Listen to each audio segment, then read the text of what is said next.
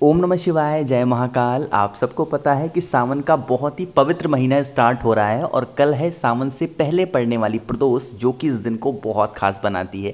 अगर आपके घर में कोई भी ऐसा सदस्य है ना जो बहुत ज़्यादा बीमार पड़ता है या फिर हमेशा मेडिसिन ही खाता है, तो ये वीडियो आपके लिए है। पूज्य गुरु जी की कथा से सुन के बहुत अच्छे से बताऊँगा। बस आपको थोड़ा सा सरसों का तेल लेना है, छोटा सा उपाय करिएगा, सारी बीमारियाँ आपकी ख़त्म ज़रूर होंगी, है ना। लेकिन उससे पहले आपको बता दूँ, इस पूरी वीडियो में हम लोग 3 बहुत ही सुंदर से उपाय की बात करेंगे जो कि कल के दिन आपको ज़रूर करने चाहिए। ठीक है, आपको सबसे पहले उपाय की तरफ बढ़ते हैं। जो पहला उपाय है ना, जैसा कि मैंने आपसे कहा कि अगर आपके घर में कोई व्यक्ति बहुत ज़्यादा बीमार है या फिर काफ़ी दिनों से बीमार है ना, तो क्या करेंगे, आपको लेना होगा इस तरीके से सरसों का तेल, है ना। सरसों का तेल थोड़ा सा ज़्यादा मात्रा में लेना। क्योंकि भैया ज़्यादा मात्रा में क्यों लेंगे, देखो मैं इसलिए समझा रहा हूँ, ध्यान से समझिएगा। सरसों का तेल लेंगे, साथ ही साथ लेना होगा लौंग। कितनी लौंग लोगे, आपको 5 लौंग लेने हैं, गिन करके 5 लौंग लेना।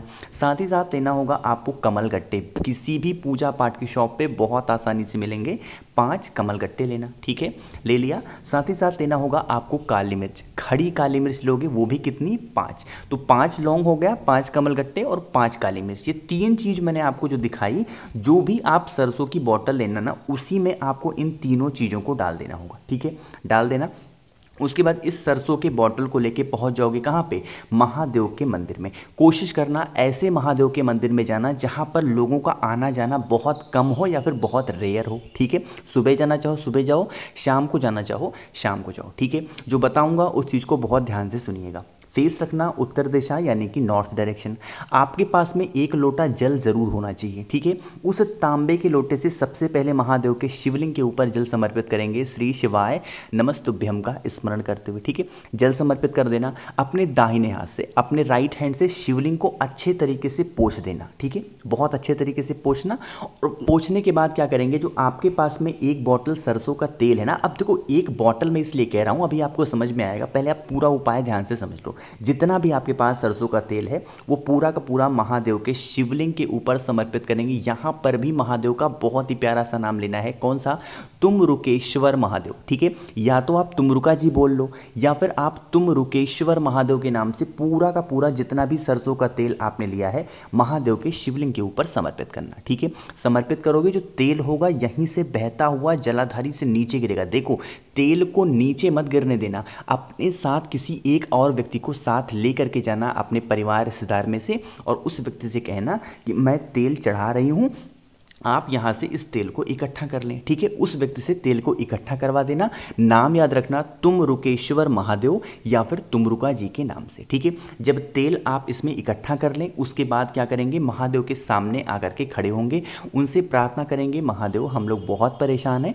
हमारे घर का ये व्यक्ति है बहुत दिनों से बीमार है, बहुत मेडिसिन खाता है, कोई भी इसको दवा काम नहीं करती है, आप इस तेल को, आप इस सरसों के तेल को क्या कर देना, औषधि बनाना। क्या करेंगे, औषधि बनाना। ठीक है, इस तरीके से प्रार्थना करेंगे और उसके बाद उस सरसों के तेल को लेके आप चले जाएंगे अपने घर पे। ठीक है, यदि आप एक घर में बीमार हो, जो सरसों का तेल आप महादेव के शिवलिंग से रोक करके लेके आए ना, उस सरसों के तेल को सबसे पहले उस बीमार व्यक्ति की नाभि में आप थोड़ा सा लगाएंगे, 1 से 2 बूंद लगा देना, और उसकी बॉडी के जिस भी पार्ट, मतलब कि उसकी बॉडी के जिस भी अंग में जहां पर भी उसको प्रॉब्लम होगी, हाथ में पैर में कहीं पर भी प्रॉब्लम होगी, उस तेल से उसको मालिश करना। कब तक करोगे, जितना भी तेल आप रोक करके लेके आए हो, चाहे 10 दिन चले, 15 दिन चले या फिर 1 महीना चले। ठीक है, उसको लगातार नियमित रूप से मालिश करते रहना। उसकी जो भी बीमारियां होंगी ना, धीरे धीरे करके खत्म जरूर होंगी। बस नाम याद रखना, जब तेल को लगाना तो तुमरुका जी का स्मरण जरूर करना, है ना। बहुत इफेक्टिव उपाय है, बहुत अच्छा उपाय है, कई बार बता चुका हूं। जब भी शनिवार का दिन आता है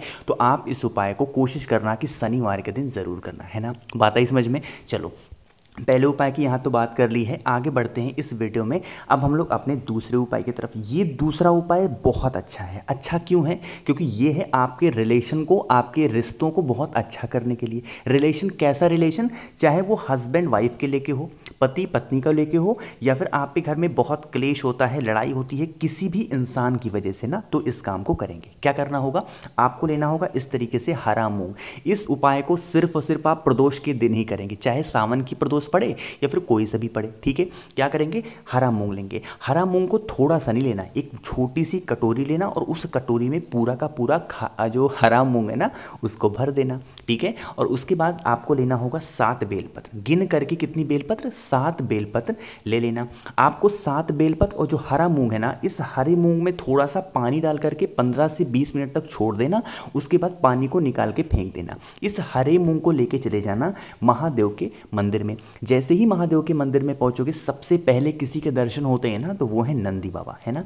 इन्हीं के पास में जो उठा वाला पैर आपको दिख रहा है, वेट, ये जो उठा वाला पैर आपको नहीं दिख रहा है, इसी उठे वाले पैर के पास आपको उस मूंग की कटोरी को रखना है और इसी मूंग की कटोरी के ऊपर जो 7 बेलपत्र आपके पास में है ना, अवधूतेश्वर महादेव, नाम याद रखना महादेव का, कौन से महादेव, अवधूतेश्वर महादेव के नाम से उन 7 की 7 बेलपत्र को इसी मूंग के ऊपर रख देना, ठीक है। रखने के बाद आप नंदी बाबा से प्रार्थना कर लेना कि हमारे घर में बहुत क्लेश होता है, हम लोग का रिलेशन अच्छा नहीं है, आप हमारे रिलेशन को सुधार दें। इतना करने के बाद इस मूंग की कटोरी के ऊपर जो 7 बेलपत्र रखा हुआ है, उस 7 बेलपत्र को वहां से उठाएंगे और महादेव के शिवलिंग के ऊपर ले जाकर के एक एक करके उस बेलपत्र को समर्पित करेंगे अवधूतेश्वर महादेव के नाम से। कौन से महादेव, नाम जरूर याद रखना, अवधूतेश्वर महादेव, है ना, उनके नाम से रखना। ऐसा नहीं कि सब एक साथ ही रख दो, नहीं, एक एक करके बेलपत्र को महादेव के शिवलिंग के ऊपर रखते जाएंगे। उल्टा रखा जाता है, मैं आपको कई बार बता चुका हूं। डंडी होनी चाहिए माता अशोक सुंदरी की तरफ और पत्ती का मुख होगा वो होगा आपकी तरफ, ठीक है। इतना काम कर लिया। अब जो नंदी बाबा के पास में आपने एक कटोरी मूंग रखा है गला करके, इस कटोरी मूंग को उठाना है ना, और आपके घर के आसपास कहीं पे भी कोई नंदी बाबा हो, कोई बैल हो या फिर कोई गौशाला हो, ले जा करके उस मूंग की कटोरी का जो मूंग है ना उसको खिला देना। जो भी व्यक्ति किसी प्रदोष के दिन या फिर किसी विशेष दिन इस तरीके से उपाय को करता है, उसके रिलेशन बहुत अच्छे होते हैं। खासकर हस्बैंड और वाइफ, पति और पत्नी में हमेशा प्रेम बना रहता है, कभी खिटपिट नहीं होती, कभी लड़ाइयाँ नहीं होती और घर हमेशा सुखी रहता है ना। कोशिश करिएगा, इस उपाय को जरूर करें। तो मैंने 2 उपाय की बात इस पूरी वीडियो में कर ली है। आगे बढ़ते हैं इस वीडियो के, अब हम लोग तीसरे उपाय यानी कि आखिरी उपाय की तरफ। और तीसरा उपाय बताने से पहले एक छोटा सा काम कर दो हमेशा की तरह, वो है वीडियो को कर दो लाइक, और जितने भी लोग मेरी आवाज़ पहली बार सुन रहे हैं जल्दी से चैनल को कर दो सब्सक्राइब, ठीक है। मैं भी आपका भाई हूँ तो जल्दी से कर दो सब्सक्राइब, ठीक है। चलो समझते हैं इस उपाय को, लेकिन सबसे पहले इसके फायदे समझ लो या फिर आप समझो कि इसको करने से क्या आपको बेनिफिट होगा। देखो, सबसे पहला काम तो ये होगा कि अगर आपकी कोई विश है, मनोकामना काफ़ी दिनों से अधूरी रह जा रही है ना, तो वो पूरी होगी। दूसरी, अगर आपकी नौकरी नहीं लग रही, खासकर ये उपाय सरकारी नौकरी के वाले भी कर सकते हैं। तीसरा, अगर आपके घर में कोई व्यक्ति बीमार है ना तो उसके लिए भी कर सकते हैं। बहुत इफेक्टिव उपाय है, 3 काम में बहुत आएगा, है ना। देखो क्या करोगे, स्क्रीन पर आपको दिख रहा होगा चावल के बहुत सारे दाने दिख रहे हैं ना। हमें चाहिए कितने, 7 चावल के दाने। कितने, 7 चावल के दाने लेना। 7 चावल के दाने के साथ हमें लेना होगा मात्र 1 से 3 बेलपत्र। 1 मिल जाए तो 1 ले लो, 3 मिल जाए तो 3 बेलपत्र लेना, ठीक है। ले लिया, लेकिन बेलपत्र कहीं से कटी फिटी हुई नहीं होनी चाहिए, ठीक है। चलो आगे बढ़ें। फिर हमें लेना होगा इस तरीके से 1 दूर्वा, लेकिन वो 1 दूर्वा लोगे कैसे, देखो जैसे जो दूर्वा होती है ना ऐसे हुई। अब इस दूर्वा में क्या हो, 3 गांठ पड़े हुए हों, ठीक है। जैसे अब ज़्यादा गांठ पड़ी हुई हो तो तोड़ दो, वरना गिन लेना। जैसे इस तरीके से 3 गांठ पड़ी होती है और इसी गांठ से होते हुए इस तरीके से दूर्वा की पत्तियां निकली होती हैं, ठीक है। ऐसी दूर्वा लेना। ले लिया दूर्वा को। अब जो आपको लेना होगा वो है तांबे के लोटे में जल।